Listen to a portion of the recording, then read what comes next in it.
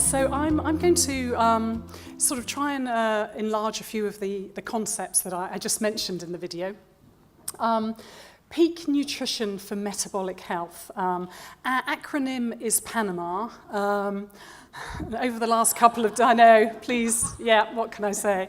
Over the last couple of days, people keep saying to me, okay, that's interesting, I should get to know you. You've obviously, words like tax exile, offshore accounts keep being raised, but no, we're talking metabolic health, we're talking about obesity and pre-diabetes and prevention of type 2 diabetes. So we are still pretty early doors in the program, of course, but the team has been gradually growing, and just there, sort of gathered around the New Zealand map, you can see the New Zealand team and a range of people from across the universities and also the CRIs.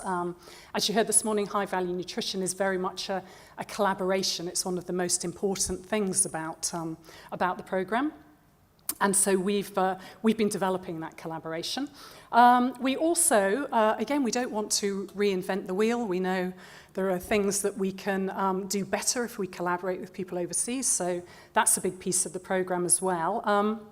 Reaching out both into Europe and also, importantly as well, of course, into Asia. And I'm going to talk a little bit towards the end about some of those collaborations. So perhaps the focus on obesity and metabolic health in HVN actually isn't too much of a surprise. The obesity epidemic, what caused it, how can we stop it, what are its consequences? But perhaps a little bit more of a surprise is that the transition has happened so quickly, particularly in Asia. And as we know, the high-value nutrition focus is on Asia, not just on China, but China is a big piece of this, and the transition has been happening so quickly in Asia. I thought it might be nice actually to start off, nothing better than starting off with some really new data, so I thought this will be interesting for folks. Here's a little clip from the BBC News website for anybody who follows these things. A few days ago, let's think 1st of April, so about a couple of weeks ago. Yes, April the 1st, gosh. So it's actually not an April Fool's joke, it's just chance. Just chance, it's April the 1st. And this is essentially, this was the big headline that was across the website there. There are more obese people in the world now than underweight, says study. And this is the study that said it. It's a beautiful publication in the Lancet. There's a number of these series that appear in the Lancet. This is the data on obesity, done in a relatively simple way with body mass index. But look at this: 200 countries, over 19 million participants. So it's an enormous survey run from the NCD Risk Factor Collaboration, people from Imperial College in London, and here's a little figure of probably what's the key data that's in the paper. Gradually, it's become called the obesity wave. You can see why. The surfers out there, it's the obesity wave or tsunami. The dark blue at the bottom there, and then gradually going up the first bits of the light blue, that's Europe. Pretty much everywhere over the last 20 years, the numbers have been increasing, but not increasing, but not absolutely dramatic. Then the next little bit of sort of light blue, if you can see there, they're called the high-income English-speaking countries, and that's really the US, Australia, ourselves here in New Zealand. Again, if people aren't familiar, Stefan showed a bit of the data today at the moment for the OECD countries. And I don't know whether you noticed there's kind of a big split between the US and Mexico, and then Australia was the kind of the third one on his thing. Well, actually, unfortunately, New Zealand is the country that sits between Australia and the US and Mexico. We're third in the OECD for obesity. We're doing incredibly badly. So we think of ourselves as lean, green, clean, but we're having a problem here. But as far as the high-value nutrition is concerned, the piece of the graph there that's in orange, have a look at that wedge. look at the speed of the increase of obesity. It's a number of obese men on the left and women on the right. That orange sector you can see, that's the dramatically increasing numbers in Asia. So it's really flying up. Globally, overweight and obesity is approaching 2 billion and rising. We're heading in that direction. Asia is definitely not immune. Far from, and an epidemic of obesity is heading there. China's been confirmed as the largest global burden, not surprisingly because of the numbers of individuals there. Estimates of about a fifth of the total overweight and obese population is in China, so going very badly. And what does it lead to? Of course, type 2 diabetes is the disease that is most closely related to becoming overweight, increased body mass and increased adiposity. And Asia's absolutely leading the charge here. But when we start, then we think, okay, let's start to think about the science and what's really important here. Interestingly, and of great concern to the Asian governments, of great concern to public health, and of particular interest to us as a science conundrum, is the fact that Asians, and that's both Asian Chinese and Asian Indian people, appear to be at far greater risk of metabolic health, poor metabolic health, than a Caucasian counterpart.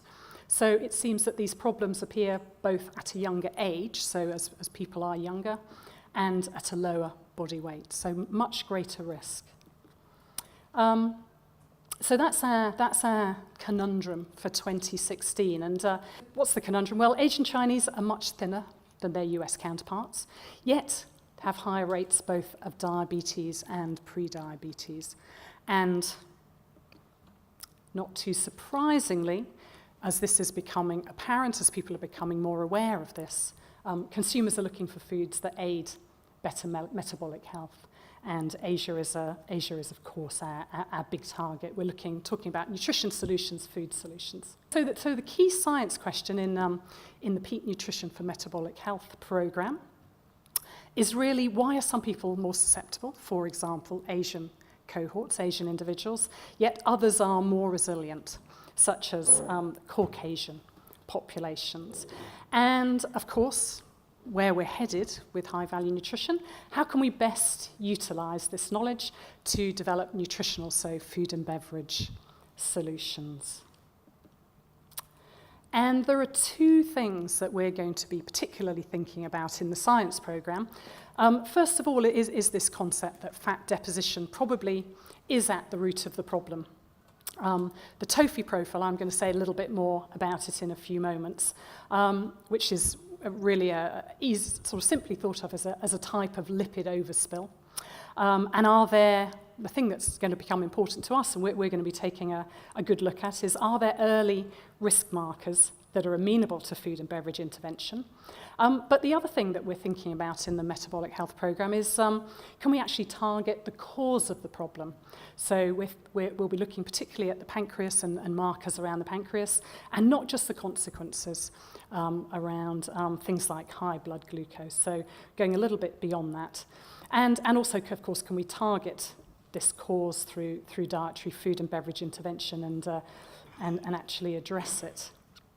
So thinking a little bit then about the TOFI profile and why is it important.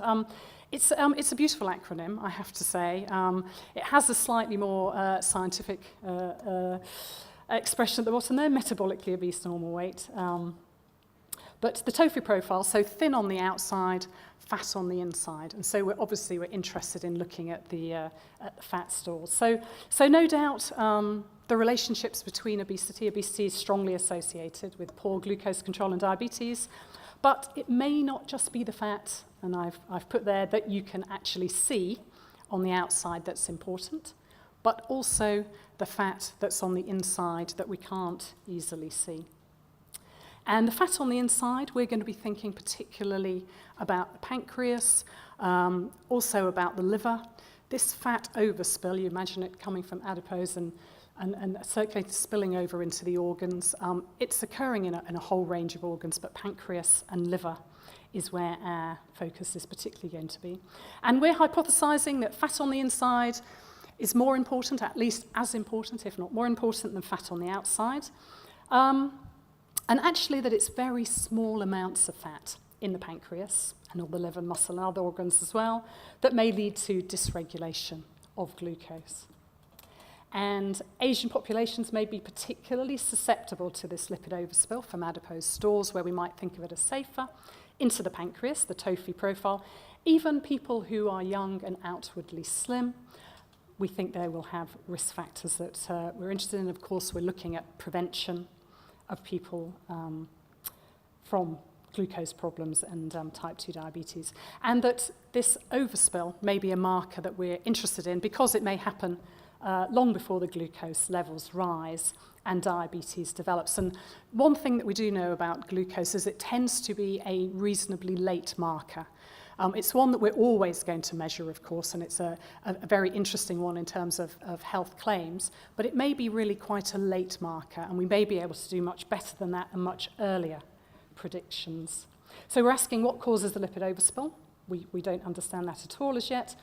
And also looking at the fact there may be early biomarkers in the blood that predict the overspill and the development of the TOFI profile.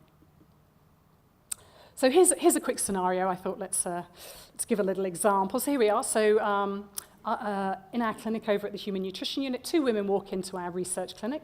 One's Caucasian, she's obese, high BMI. The other's Asian. Looks slim, but perhaps just a little bit, starting to get a little bit overweight, but just reasonably low BMI. We measure their blood glucose.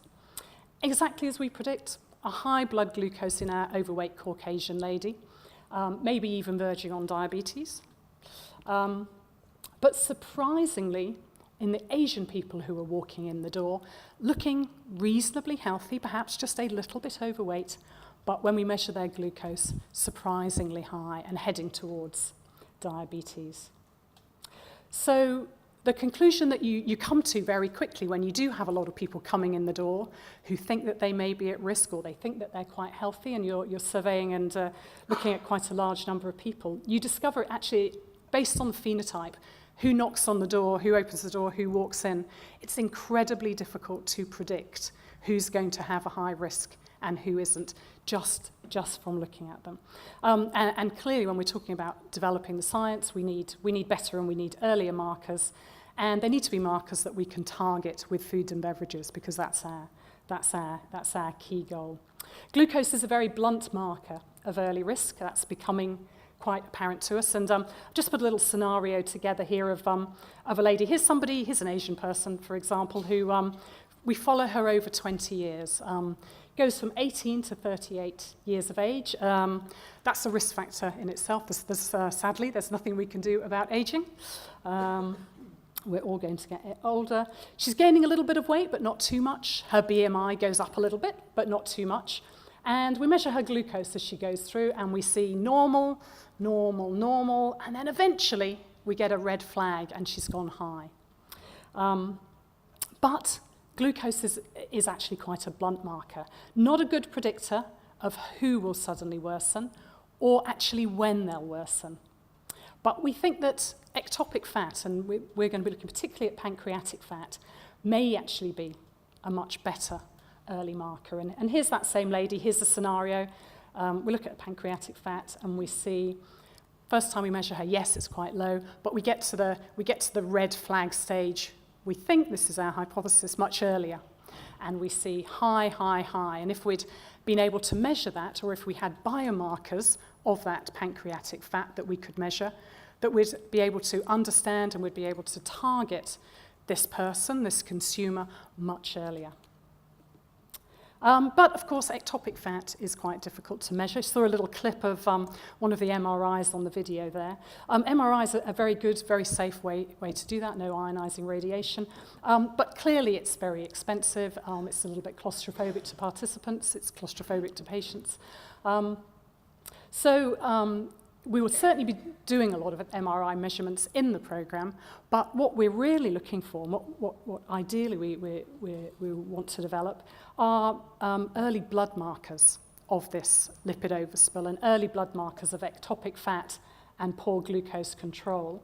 And the way that we're going to do that is to use a metabolomics platform, which we've been developing in High-Value Nutrition, and which I think a few other people in the science team are going to be talking about, I think tomorrow a little bit. So, of course, looking for correlations with pancreatic fat. Are there better early markers? And then can we target these markers with food and beverages? So here's one of the key folks. Carl Fraser from Ag Research is leading the metabolomics hub, the HVN Metabolomics Hub here in New Zealand. Here he is with Dr. Jean-Charles Martin, very poor accent there, apologies, from INSERM in France, down in the south of France. So Carl's having a delightful work trip at the moment, should we say. He's not here today. He's having a lovely time down in the south of France with Jean-Charles, bringing some of that expertise back into New Zealand. And then on Carl's trip, he's going to visit Professor Garth Cooper at the Cadet Centre at the University of Manchester in the UK. Garth's going to speak to you in a few minutes, actually, after myself, and tell you more about the metabolomics platforms. Garth holds a big MB program here in New Zealand as well at the University of Auckland, around treating diabetes, but his laboratory, particularly Cadet in Manchester, is one of the clear global leaders in metabolomics and metabolic health, type 2 diabetes, and also some of the conditions that I know people are interested in as well in high-value nutrition, which is cognition. A lot of the brain conditions have been termed metabolic diseases of the brain, things like Alzheimer's disease. And Garth's going to talk about the strength of the metabolomics platform to look for these key biomarkers that are responsive to nutrition intervention. So here's a little bit of a program overview. So the first phase of PANaMAH is really a risk profile assessment, looking at Asian population, comparing to Caucasian, looking at the TOFI, MRI, looking for our early biomarkers, looking in blood and also in tissues. So we have some bariatric cohorts. We've got some tissues that we're able to look at as well. Of course, we're interested in understanding whether the biomarkers we see in blood are actually reflective of what's happening in the organs. Then, once we can understand something about that, then, of course, we start to think, well, we want to intervene with food and beverages, and what is the best way to do that? What are our best predictions? And we've got a collaboration within HVN between the Liggins Institute at Auckland and Plant and Food Research, and I'll say something about it in a few minutes around putting together some smart modelling, some in silico and validation studies around determining best predictions of food and beverage components that can target these biomarkers. And then we start to actually intervene ourselves once we've got some good predictions in the phase 2 of PANaMAH. So short meal studies to begin with, single meal studies, to determine food components that can modulate risk biomarkers, and also with thinking about the organs as well, so promote healthy organ structure and function, and particularly in our program here we're thinking about the pancreas. So here we are. Here's the PANaMAH phase 1, the risk profile assessment. So we're just in the midst of getting going with this. Asian and Caucasian adults, a range of BMIs, and a range of risk profiles when we ask people to come in to be screened. We'll be asking people who think that they may be just starting to be a little bit overweight, and it doesn't have to be a terribly high BMI in Asian people to begin with, stretching up to the much higher range of BMIs. Doing a large metabolomics profile, looking at a subgroup of those people on the DEXA, which will look at total body fatness, and then 100 plus people, so that's a fairly big cohort of people to put into an MRI, both Asian and Caucasian, and start to actually look at the nitty-gritty of the organ fat. I should just say, apologies here. So on the left-hand side as well, here's the team. So here's the team who are working with me at the Human Nutrition Unit there. We've got Ivana Sakara, who's just joined us in the team, Louise Wei-Wei-Lu, who's been with us as well for a few weeks here, Wilson Yip is a PhD student, and also collaborating with some of the clinicians at Auckland Hospital, and Professor Lindsay Plank, who's here today as well, is taking us through all the body composition assessments, and got some nice collaborations going there. So the pathway analysis, the SMART modelling, to say this is happening between the University of Auckland and Plant and Food Research, Dr. Justin O'Sullivan and Dr. John Ingram, who are both here today as well. So really trying to look at smarter predictions of foods and food components that can target these dysregulated pathways. We're always going to be interested in glucose and insulin, not least because glucose is a marker that the consumer understands, and of course there are claims around that already.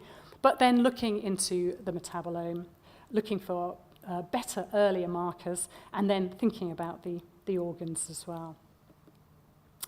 Then PANaMAH phase 2, starting to do feeding studies to actually look to see whether we can move some of these markers, try and modulate the risk biomarkers from a range of different foods, and that'll be my group at the Human Nutrition Unit. And also around the healthy organ structure and function. So we're planning some studies around looking at function of the pancreas, and we've already got some leads actually around a collaboration with Garth Cooper as to approaches that we'd like to take there. Of course, our key output is clinical validation. For the regulators, we must have that kind of data. And essentially, I thought I'd put this up just to make it clear that we're looking at interdisciplinary focus of clinical studies, biomarkers, but we're very much underpinned by the food science team in HVN and also the Asian consumer preferences, which you'll hear some more about as well. I think this afternoon we're going to hear about. So working with a team with these folks to help to direct us around the food and beverages. Yeah, I thought I'd finish with a few things around collaborations. You definitely can't do anything on your own. I think that's probably correct. And there are a number of existing programs. I think High-Value Nutrition has been a fantastic platform for generating collaboration across the country. And of course, there are a number of programs existing and that we're developing with folks, both nationally and internationally, that are collaborating with us in PANaMAH.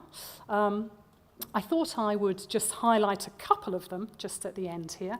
One is with the University of Otago and Associate Professor Greg Jones, who's in the School of Medicine down there. He is part of our PANaMAH team, and he has a very interesting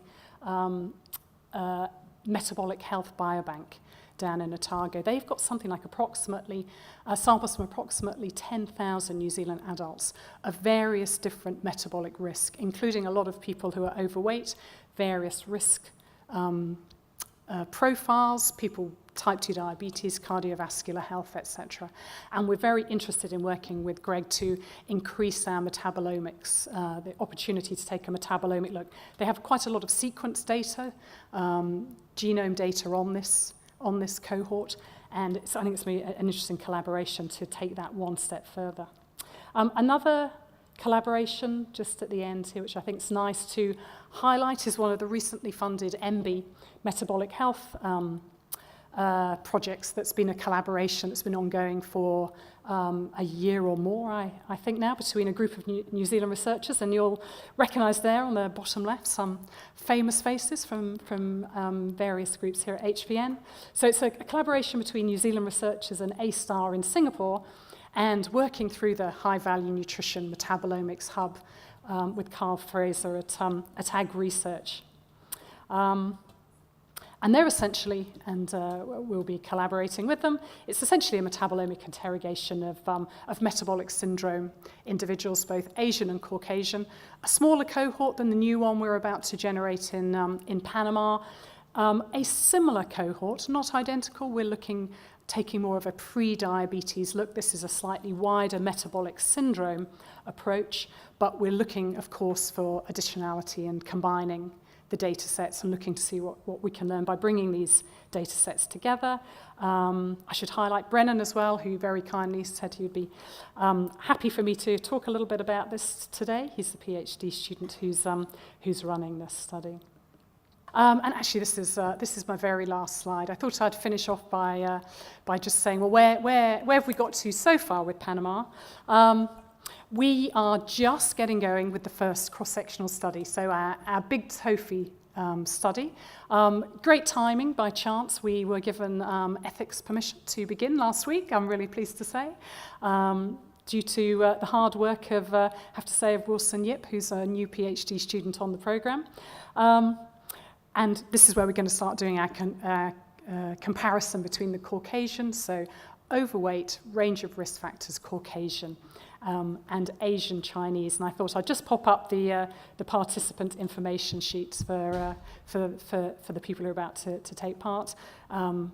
2 versions, one English and one simplified Mandarin, which Louise Liu, again, who's here today, very kindly has been organising for us. So we're on the go after a long process, I think, of getting high-value nutrition going, and the PANaMAH program. We've got the team in place, and we've got the studies literally starting this week. So great time to have the symposium, I think. Yeah, thank you very much.